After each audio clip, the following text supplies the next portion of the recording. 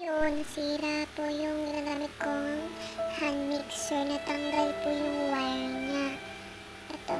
Yan, natanggal po siya dito. So, nakakalungkot. Goodbye, Scarlett. Pero ipapaayos ko po siya sa aking biyanan kay Papa Cesar.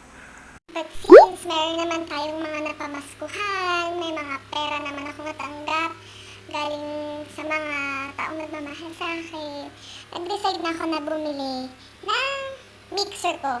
Dapat talaga is hand mixer lang. Pero syempre, may nakita akong mura na stand mixer, so binili ko na. Ito na siya! Tada! 3D Portable Stand Mixer! Ito na siya. Diba? Naka-stainless bowl na. Yan siya. Yan siya. Yan siya. Yan siya. 4 liters, 25 watts.